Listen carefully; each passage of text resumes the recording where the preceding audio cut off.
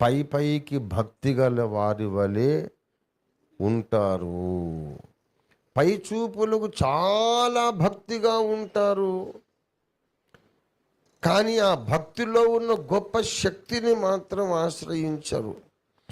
భక్తి అనేది వాళ్ళకు సమాజంలో గుర్తింపు కొరకే కావాలి. ఈ అమ్మాయి చాలా భక్తి కలిగింది, ఈ అబ్బాయి చాలా భక్తి గలవాడు అని లోకం అనుకోవాలి. అందుకొరకు ఒక భక్తి వేషము, కొంత భాష, పలికే భాషలో మార్పు, వస్త్రధారణలో మార్పు. అయ్య బాబోయ్ చాలా భక్తిమంతులండి, భక్తిపరులండి అని లోకం అనుకోవాలి. కానీ ఒక సమస్య వచ్చినప్పుడు ఆ భక్తిలో గొప్ప శక్తి ఉన్నది, దాన్ని ఆశ్రయిద్దాం. భక్తిలో గొప్ప శక్తి ఉంది, దాన్ని ఆశ్రయించిన సమస్య పరిష్కరించుకుంటాను అనే మనస్సు ఉండదు.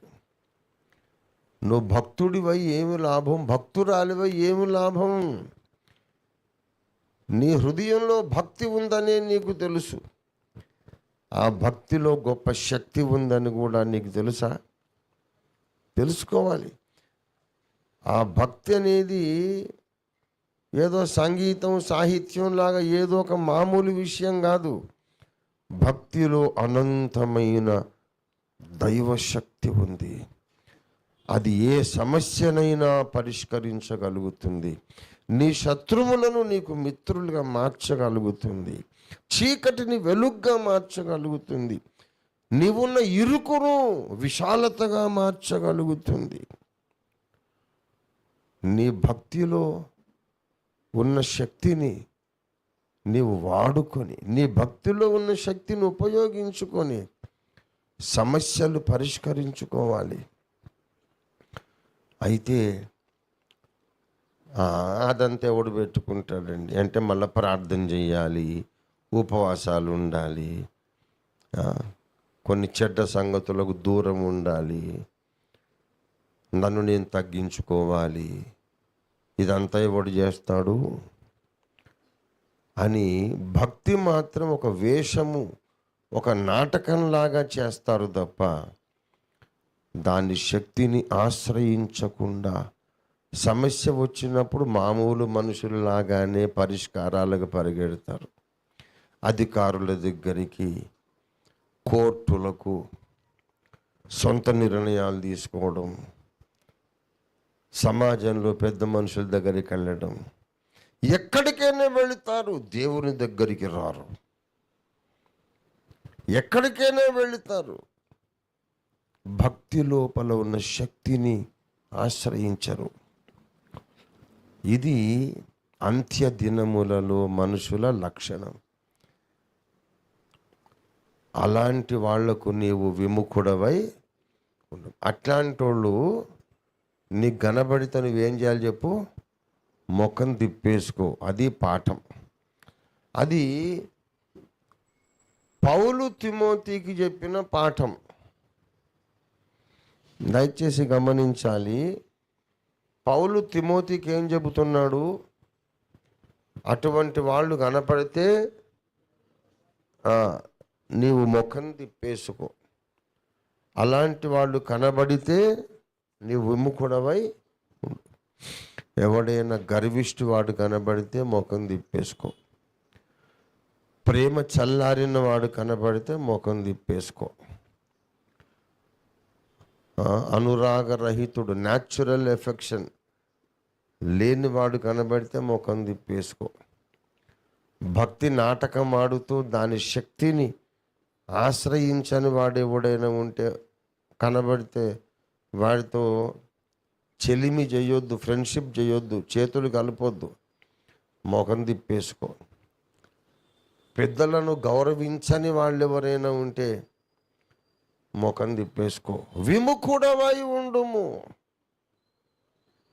అట్లాంటి వాళ్ళు కనబడితే ముఖం తిప్పేసుకో. ఇది పౌలు తిమోతికి చెప్పిన మాట. ఇప్పుడు నేను మిమ్మల్ని అడుగుతున్న ఒక మాట ఏంటంటే, అట్లాంటి వాడు కనపడితే మనం ముఖం తిప్పేసుకోవాలి. కానీ ఆ లక్షణాలు మన లోపలనే ఉంటే మరి అప్పుడేం చేయాలి? ఇదొక లోతైన సమస్య, చాలా సీరియస్ ప్రాబ్లం. భక్తిలో ఉన్న శక్తిని ఆశ్రయించాలి అనే ఆశ నీలోనే లేకపోతే నువ్వు ఎవరికి ముఖం తిప్పేసుకుంటావు? స్వార్థము ఎక్కువైపోయిన పరిస్థితి నీలోనే ఉంటే నువ్వెవరికి విముఖుడవవుతావు? కృతజ్ఞత లేనితనం ఇంకొకరిలో ఉంటే నువ్వు ముఖం తిప్పేసుకోవచ్చు. నీలోనే కృతజ్ఞత లేని స్వభావం ఉంటే, నీలోనే బింకములాడే స్వభావం ఉంటే, నీలోనే సజ్జన ద్వేషము ఉంటే నువ్వు ముఖం ఎవరికి తిప్పేసుకుంటావు? దేవుడే నీకు నిన్ను చూసి ముఖం తిప్పేసుకుంటాడు. నువ్వు ముఖం తిప్పేసుకోవడానికి ఏముంది? అది నీ తత్వమేనా? నీవే ధనాపేక్షుడివి,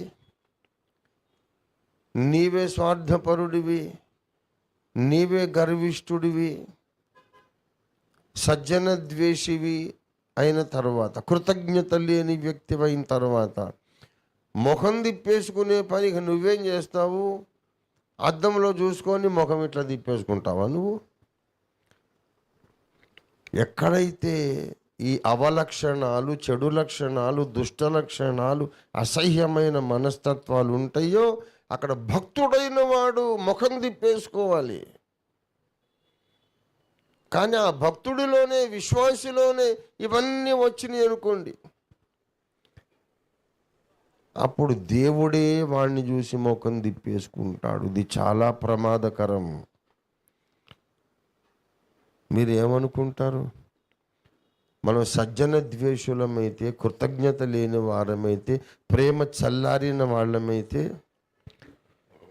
స్వార్థపరులమైతే, ధనాపేక్షులమైతే దేవుడు మనల్ని చూసి ముచ్చటపడి, అబ్బా ఎంత అద్భుతమైన వ్యక్తివిరా నువ్వు అంటాడా? చచా ఏమిట్రా ఇలా చెడిపోయావు, నాకు అసహ్యంగా ఉంది నిన్ను చూస్తే అని ముఖం తిప్పేసుకుంటాడా? దేవుడు పాళెములో సంచరించినప్పుడు, ఆయన అసహ్యమైనది ఏదైనా చూచినప్పుడు ఆయన ముఖం తిప్పేసుకుంటాడట. 23 ద్వితీయోపదేశ కాండం 23వ అధ్యాయము, దయచేసి 14వ వచనం. నీ దేవుడైన యెహోవా నిన్ను విడిపించుటకును, నీ శత్రువులను నీకు అప్పగించుటకును నీ పాళెములో సంచరించుచుండును గనుక నీలో అసహ్యమైనది ఏదైనను దేనినైనను చూచి నిన్ను విడువకుండునట్లు. ఆయన పాళెములో సంచరిస్తూ ఉన్నాడు. ఆనాడు ఇశ్రాయేలు పాళెములో సంచరించిన పరిశుద్ధ దేవుడు ఈనాడు తన సంఘము అనే పాళెములో సంచరిస్తున్నాడు. క్రైస్తవ కుటుంబం అనే పాళెములో సంచరిస్తున్నాడు. లోకల్ చర్చ్, స్థానిక సంఘం అనే పాళెంలో సంచరిస్తున్నాడు. నీలో దేవునికి అసహ్యమైనది ఏదైనా కనబడితే చూచి నిన్ను విడవకుండునట్లు అన్నాడు. చచా ఏంట్రా ఈ పెంట, ఈ అసహ్యం ఏంటి, దుర్గంధం ఏంటి, అసహ్యమైన మనస్తత్వాలు అని ఆయన విడిచేసి వెళ్ళిపోతాడేమో. నీ పాళెము పరిశుద్ధంగా ఉండాలి. పరిశుద్ధంగా ఉండాలంటే ఈ 2వ తిమోతి 3వ అధ్యాయంలో చెప్పిన ఆ అపవిత్రమైన మానసిక లక్షణాలన్నీ కడిగేసుకోవాలి. నీ పాళెము పరిశుద్ధంగా ఉండాలంటే నువ్వు స్వార్థము లేని వ్యక్తిగా ఉండాలి. నీ పాళెం పరిశుద్ధంగా ఉండాలంటే నువ్వు ధనాపేక్ష లేని వ్యక్తిగా ఉండాలి. పెద్దలను గౌరవించే వ్యక్తిగా ఉండాలి. యథార్థవంతుడిగా, యథార్థవంతురాలిగా ఉండాలి. ప్రేమ చల్లారని వ్యక్తిగా ఉండాలి. You must be a person with natural affection. సహజమైన ప్రేమ. చల్లారని వ్యక్తిగా ఉండాలి. నీ పాళ్యం పరిశుద్ధంగా ఉండాలంటే నువ్వు భక్తి కలిగి ఉన్నావు కదా, దానిలోని శక్తిని నీ కష్టకాలములో ఆశ్రయించే మనిషివై ఉండాలి. నీ భక్తి ఒక నాటకం కాకూడదు. నీ భక్తి ఒక వాస్తవిక అనుభవం కావాలి. భక్తిలో గొప్ప శక్తి ఉంది. దాన్ని ఆశ్రయించడానికి ఎప్పుడైనా ప్రయత్నం చేసావా? నేను ముక్కుసూటిగా అడుగుతున్నాను. ఇంత అంశం లోపలికి వచ్చాం గనుక ప్రతిరోజు మోకరించి, దేవా నాతో మాట్లాడు, ఏదో రీతిగా నాకు కనబడు, నీ చర్యలు నాకు కనబరుచు, నా పట్ల నీ చిత్తం ఏంటో తెలియపరచు, నాలో నీకు ఆయాసకరమైంది ఏదున్నదో నాకు తెలియపరచు, నన్ను ఇంకా పరిశుద్ధపరచుమని కన్నీరు గార్చి నువ్వు ప్రార్థన చేసి ఎన్ని సంవత్సరాలైపోయింది. ఆదివారం మందిరానికి వస్తున్నాం, ప్రభురాత్రి భోజనం తీసుకుంటున్నాం, అంత మాత్రాన పోస్ట్ గ్రాడ్యుయేషన్ అయిపోయాం, డాక్టరేట్ వచ్చేసింది, ఇంకా కెరూబుల కంటే మనమే ఎక్కువ అని విర్రవీగవచ్చా? పౌలు తన నిజమైన కుమారుడు తిమోతికే ఈ హెచ్చరికలు రాసినప్పుడు మరి మనం ఏ పాటి జాగ్రత్త పడొద్దా?